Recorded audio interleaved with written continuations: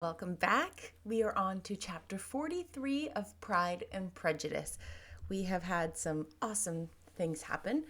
Now, Elizabeth and her uncle and aunt are on their way to Pemberley, Mr. Darcy's house, because they are touring the area for it was going to be a larger tour, but they ran out of time because of the work that Mr. Gardiner had to do, her uncle, and now they are pulling up on Pemberley. Chapter 43.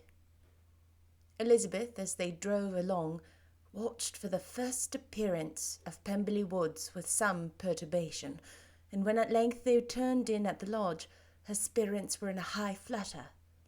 The park was very large, and contained great variety of ground. They entered it in one of its lowest points, and drove for some time through a beautiful wood, stretching over a wide extent. Elizabeth's mind was too full for conversation, but she saw and admired every remarkable spot and point of view. They gradually ascended for half a mile, and then found themselves at the top of a considerable eminence, where the wood ceased, and the eye was instantly caught by Pemberley House, situated on the opposite side of a valley, into which the road with some abruptness wound. It was a large, handsome stone building, standing well on rising ground, and backed by a ridge of high woody hills, and in front a stream of some natural importance was swelled into greater, but without any artificial appearance. Its banks were neither formal nor falsely adorned. Elizabeth was delighted. She had never seen a place for which nature had done more, or where natural beauty had been so little counteracted by an awkward taste. They were all of them warm in their admiration, and at that moment she felt that to be mistress of Pemberley might be something. They descended the hill, crossed the bridge, and drove to the door, and, while examining the nearer aspect of the house, all her apprehension of meeting its owner returned. She dreaded lest the chambermaid had been mistaken. On applying to see the place, they were admitted into the hall, and Elizabeth, as they waited for the housekeeper, had leisure to wonder at her being where she was. The housekeeper came, a respectable-looking elderly woman, much less fine and more civil than she had any notion of finding her. They followed her into the dining-parlour. It was a large, well-proportioned room, handsomely fitted up. Elizabeth, after slightly surveying it, went to a window to enjoy its prospect. The hill, crowned with wood which they had descended, receiving increased abruptness from the distance, was a beautiful object. Every disposition of the ground was good, and she looked on the whole scene, the river, the trees scattered on its banks, and the winding of the valley, as far as the eye could trace it, with delight. As they passed into other rooms, these objects were taking different positions, but from every window there were beauties to be seen. The rooms were lofty and handsome, but their furniture suitable for the fortune of its proprietor. But Elizabeth saw, with admiration of his taste, that it was neither gaudy nor uselessly fine, with less splendour and more real elegance than the furniture of Rosings. And of this place, thought she, I might have been mistress. With these rooms I might now have been familiarly acquainted, instead of viewing them as a stranger. I might have rejoiced in them as my own, and welcomed them to visitors and my uncle and aunt. But no, recollecting herself, that could never be. My uncle and aunt would have been lost to me. I should not have been allowed to invite them. This was a lucky recollection. It saved her from something very like regret. She longed to inquire of the housekeeper whether her master was really absent, but had not the courage for it. At length, however, the question was asked by her uncle, and she turned away with alarm, while Mrs. Reynolds replied that he was, adding, "But we expect him to-morrow with a large party of friends."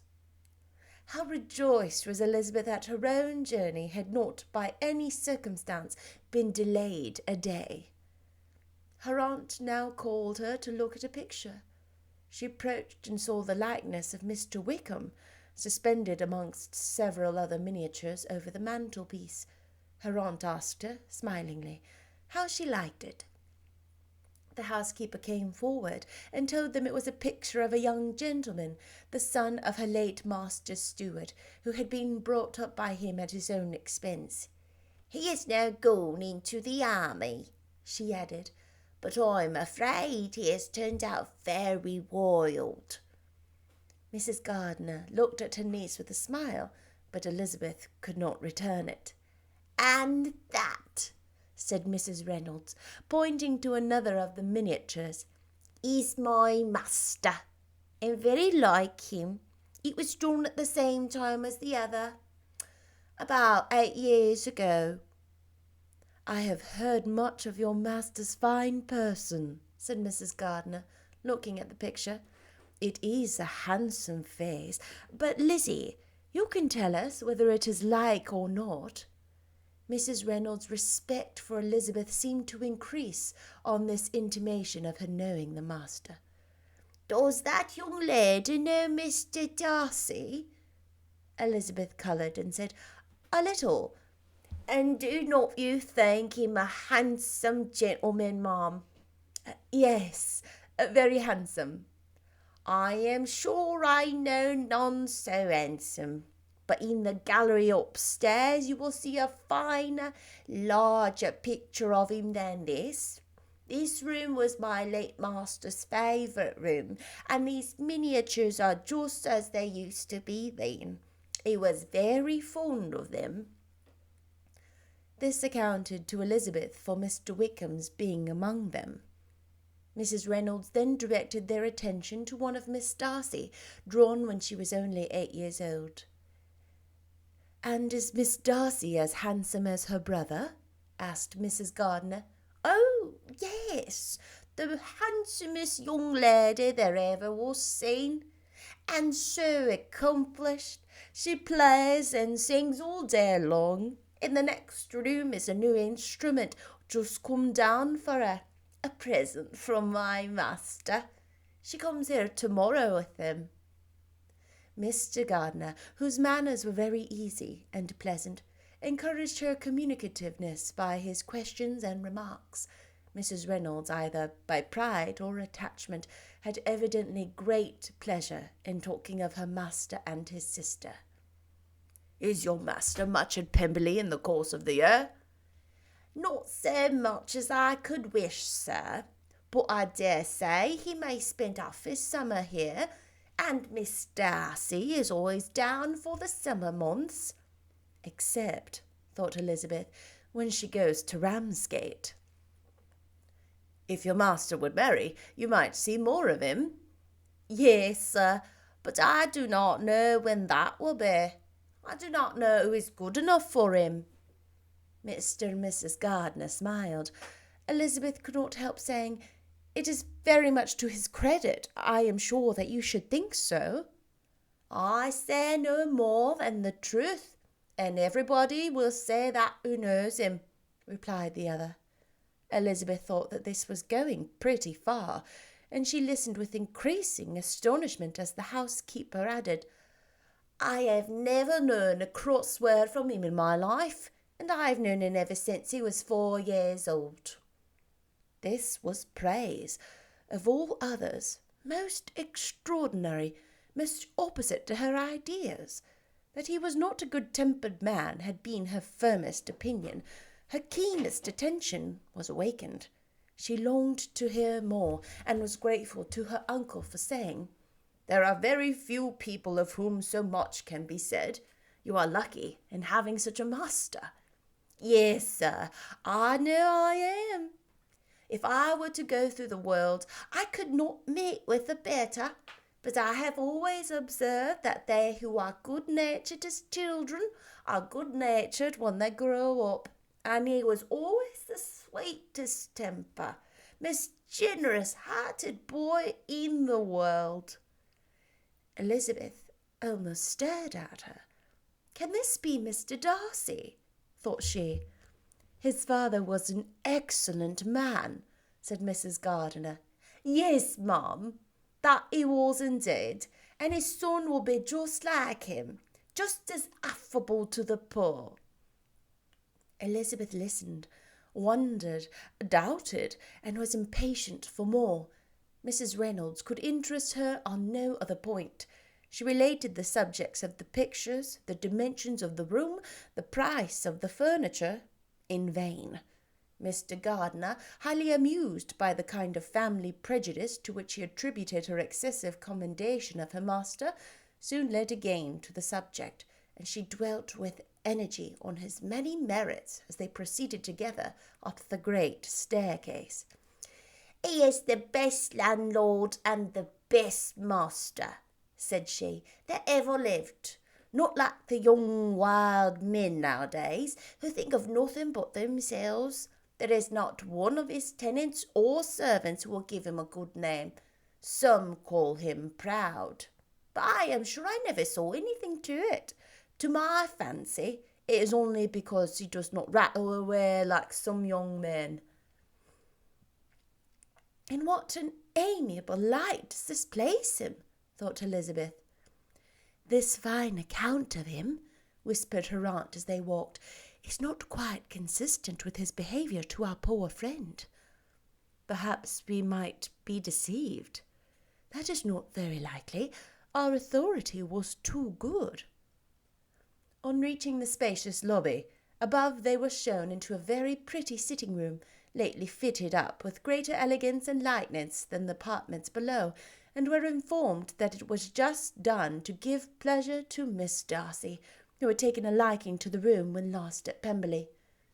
He is certainly a good brother, said Elizabeth, as she walked towards one of the windows. Mrs. Reynolds anticipated Miss Darcy's delight when she should enter the room. And this is always the way with him, she added. Whatever can give his sister any pleasure is sure to be done in a moment. There is nothing he would not do for her. The picture gallery and 2 or 3 of the principal bedrooms were all that remained to be shown. In the former were many good paintings, but Elizabeth knew nothing of the art, and from such as had been already visible below, she had willingly turned to look at some drawings of Miss Darcy's in crayons, whose subjects were usually more interesting and also more intelligible. In the gallery there were many family portraits, but they could have little to fix the attention of a stranger. Elizabeth walked in quest of the only face whose features would be known to her. At last it arrested her, and she beheld a striking resemblance to Mr. Darcy, with such a smile over the face as she remembered to have sometimes seen when he looked at her. She stood several minutes before the picture in earnest contemplation, and returned to it again before they quitted the gallery. Mrs. Reynolds informed them that it had been taken in his father's lifetime. There was certainly at this moment in Elizabeth's mind a more gentle sensation towards the original than she had ever felt at the height of their acquaintance. The commendation bestowed on him by Mrs. Reynolds was of no trifling nature. What praise is more valuable than the praise of an intelligent servant?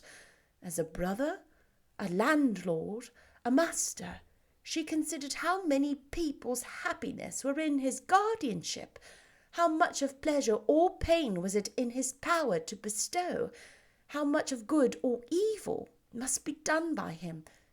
Every idea that had been brought forward by the housekeeper was favourable to his character, and as she stood before the canvas on which he was represented, and fixed his eyes upon herself, she thought of his regard with a deeper sentiment of gratitude than it had ever raised before. She remembered its warmth, and softened its impropriety of expression. When all of the house that was open to the general inspection had been seen, they returned downstairs, and, taking leave of the housekeeper, were consigned over to the gardener, who met them at the hall door. As they walked across the hall towards the river, Elizabeth turned back to look again. Her uncle and aunt stopped also, and while the former was conjecturing as to the date of the building, the owner of it himself suddenly came forward from the road which led behind it to the stables. They were within 20 yards of each other, and so abrupt was his appearance that it was impossible to avoid his sight. Their eyes instantly met, and the cheeks of both were overspread with the deepest blush. He absolutely started, and for a moment seemed immovable from surprise, but shortly, recovering himself, advanced towards the party, and spoke to Elizabeth, if not in terms of perfect composure, at least of perfect civility. She had instinctively turned away, but stopping on his approach, received his compliments with an embarrassment impossible to be overcome. Had his first appearance, or his resemblance to the picture they had just been examining, been insufficient to assure the other two that they now saw Mr. Darcy, the gardener's expression of surprise on beholding his master must immediately have told it. They stood a little aloof while he was talking to their niece, who, astonished and confused, scarcely dared lift her eyes to his face, and knew not what answer she returned to his civil inquiries after her family. Amazed at the alteration of his manner since they last parted, every sentence that he uttered was increasing her embarrassment, and every idea of the impropriety of her being found there recurring to her mind. The few minutes in which they continued were some of the most uncomfortable in her life. Nor did he seem much more at ease. When he spoke, his accent had none of its usual sedateness, and he repeated his inquiries as to the time of her having been left Longbourn, and of her having stayed in Derbyshire, so often and in so hurried a way as plainly spoke the distraction of his thoughts. At length every idea seemed to fail him, and after standing a few moments, without saying a word, he suddenly recollected himself and took leave. The others then joined her and expressed admiration of his figure, but Elizabeth heard not a word, and wholly engrossed by her own feelings, followed them in silence. She was overpowered by shame and vexation. Her coming there was the most unfortunate, the most ill-judged thing in the world. How strange it must appear to him! In what a disgraceful light might it not strike so vain a man! It might seem as if she had purposely thrown herself in his way again. Oh, why did she come? Or why did he thus come a day before he was expected? Had they only been 10 minutes sooner, they should have been beyond the reach of his discrimination, for it was plain that he was that moment arrived, that moment alighted from his horse or his carriage. She blushed again and again over the perverseness of the meeting, and his behaviour, so strikingly altered. What could it mean? That he should even speak to her was amazing, but to speak with such civility, to inquire after her family, never in her life had she seen his manners so little dignified. Never had he spoke with such gentleness as this unexpected meeting. What a contrast did it offer to the last address in Rosings Park, when he put his letter into her hand. She knew not what to think, or how to account for it. They had now entered a beautiful walk by the side of the water, and every stop was a bit bringing them forward a nobler fall of the ground, or a finer reach of the woods to which they were approaching. But it was some time before Elizabeth was sensible of any of it, and though she answered mechanically to the repeated appeals of her uncle and aunt, and seemed to direct her eyes to such objects as they pointed out, she distinguished no part of the scene. Her thoughts were all fixed on that one spot of Pemberley House, whichever it might be, where Mr. Darcy then was. She longed to know what, at the moment, was passing in his mind, in what manner he thought of her, and whether, in defiance of everything, she was still dear to him. Perhaps he had been civil because he felt himself at ease, yet there had been that in his voice which was not like ease. Whether he had felt more of pain or of pleasure in seeing her, she could not tell, but he certainly had not seen her with composure. At length, however, the remarks of her companions on her absence of mind aroused her, and she felt the necessity of appearing more like herself. They entered the woods, and bidding adieu to the river for a while, ascended some to the higher grounds, when in spots where the opening of the trees gave the eye power to wander, were many charming views of the valley, the opposite hills, with the long range of woods overspreading many, and occasionally a part of the stream. Mr. Gardiner expressed a wish of going round the whole park, but feared it might be beyond a walk. With a triumphant smile, they were told that it was 10 miles round. It settled the matter, and they pursued the accustomed circuit, which brought them again, after some time, in a descent among hanging woods to the edge of the water, and one of its most narrow parts. They crossed it by a simple bridge, in character with the general air of the scene. It was a spot less adorned than any they had yet visited, and the valley, here contracted into a glen, allowed room only for the stream, and a narrow walk amidst the rough coppice wood which bordered it. Elizabeth longed to explore its windings, but when they had crossed the bridge and perceived their distance from the house, Mrs. Gardiner, who was not a great walker, could go no farther, and thought only of returning to the carriage as quickly as possible. Her niece was, therefore, obliged to submit, and they took their way towards the house on the opposite side of the river, in the nearest direction. But their progress was slow, for Mr. Gardiner, though seldom able to indulge the taste, was very fond of fishing, and was so much engaged in watching the occasional appearance of some trout in the water, and talking to the man about them, that he advanced but little. Whilst wandering on in this slow manner, they were again surprised, and Elizabeth's astonishment was quite equal to what it had been at first, by the sight of Mr. Darcy approaching them, and at no great distance. The walk here being less sheltered than any other side, allowed them to see him before they met. Elizabeth, however astonished, was at least more prepared for an interview than before, and resolved to appear and to speak with calmness, if he really intended to meet them. For a few moments, indeed, she felt that he would probably strike into some other path. The idea lasted while a turning in the walk concealed him from their view.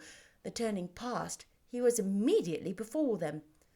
With a glance she saw that he had lost none of his recent civility, and, to imitate his politeness, she began as they met to admire the beauty of the place, but she had not got the words beyond the words delightful and charming, when some unlucky recollections obtruded, and she fancied that praise of Pemberley from her might be mischievously construed. Her colour changed, and she said no more. Mrs. Gardiner was standing a little behind, and on her pausing, he asked her if she would do him the honour of introducing him to her friends.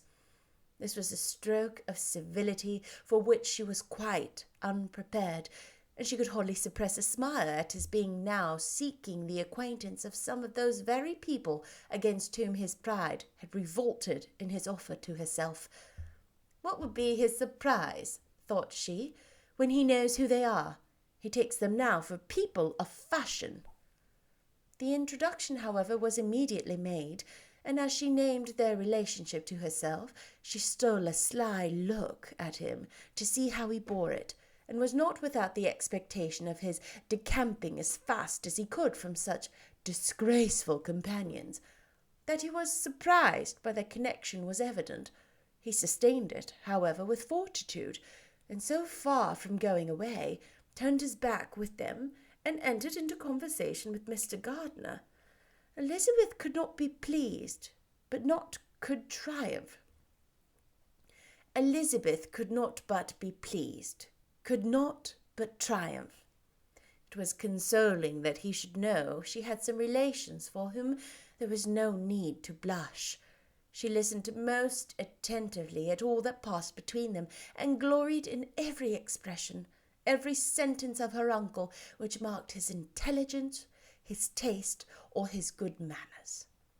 The conversation soon turned upon fishing, and she had Mr. Darcy invite him, with the greatest civility, to fish there as often as he chose while he continued in the neighbourhood, offering at the same time to supply him with fishing tackle, and pointing out those spots of the stream where there was usually most sport.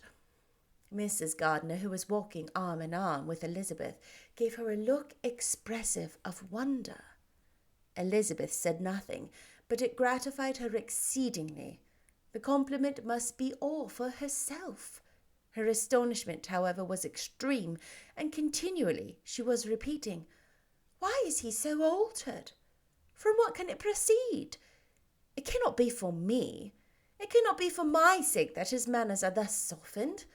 My reproofs at Hunsford could not work such a change as this. It is impossible that he should still love me." After walking some time in this way, the two ladies in the front and the two gentlemen behind, on resuming their places, after descending on the brink of the river for the better inspection of some curious water plant, there chanced to be a little alteration. It originated in Mrs. Gardiner, who, fatigued by the exercise of the morning, found Elizabeth's arm inadequate to her support, and consequently preferred her husband's. Mr. Darcy took her place by their niece, and they walked on together. After a short silence, the lady first spoke. She wished him to know that she had been assured of his absence before she came to the place, and accordingly began by observing that his arrival had been very unexpected. "For your housekeeper," she added, "informed us that you would certainly not be here till tomorrow, and indeed, before we left Bakewell, we understood that you were not immediately expected in the country." He acknowledged the truth of it all, and said that business with his steward had occasioned his coming forward a few hours before the rest of the party with whom he had been travelling. "They will join me early tomorrow," he continued, "and among them are some who will claim an acquaintance with you. Mr. Bingley and his sisters?" Elizabeth answered only with a slight bow. Her thoughts were instantly driven back to the time when Mr. Bingley's name had been the last mentioned between them, and if she might judge by his complexion, his mind was not very differently engaged. "There is also one other person in the party," he continued after a pause, "who more particularly wishes to be known to you. Will you allow me, or do I ask too much, to introduce my sister to your acquaintance during your stay at Lambton?" The surprise of such an application was great indeed. It was too great for her to know in what manner she acceded to it. She immediately felt that whatever desire Miss Darcy might have of being acquainted with her must be the work of her brother, and without looking farther, it was satisfactory. It was gratifying to know that his resentment had not made him think really ill of her. They now walked on in silence, each of them deep in thought. Elizabeth was not comfortable. That was impossible, but she was flattered and pleased. His wish of introducing his sister to her was a compliment of the highest kind. They soon outstripped the others, and when they had reached the carriage, Mr. and Mrs. Gardiner were half a quarter of a mile behind. He then asked her to walk into the house, but she declared herself not tired, and they stood together on the lawn. At such a time much might have been said, and silence was very awkward. She wanted to talk, but there seemed to be an embargo on every subject. At last she recollected that she had been travelling, and they talked of Matlock and Dovedale with great perseverance. Yet time and her aunt moved slowly, and her patience and her ideas were nearly worn before their tete-a-tete was over. On Mr. and Mrs. Gardiner's coming up, they were all pressed to go into the house and take some refreshment, but this was all declined, and they parted on each side with utmost politeness. Mr. Darcy handed the ladies into the carriage, and when it drove off, Elizabeth saw him walking slowly towards the house. The observations of her uncle and aunt now began, and each of them pronounced him to be infinitely superior to anything they had expected. "He is perfectly well behaved, polite and unassuming," said her uncle. "There is something a little stately in him, to be sure," replied his aunt, "but it is confined to his air. It is not unbecoming. I can now say with the housekeeper that though some people may call him proud, I have seen nothing of it." "I was never more surprised than by his behaviour to us. It was more than civil. It was really attentive, and there was no necessity for such attention. His acquaintance with Elizabeth was very trifling." "To be sure, Lizzie," said her aunt, "he is not so handsome as Wickham, or rather, he has not Wickham's countenance, for his features are perfectly good. But how came you to tell me that he was so disagreeable?" Elizabeth excused herself as well as she could, said that she had liked him better when they had met in Kent than before, and that she had never seen him so pleasant as this morning.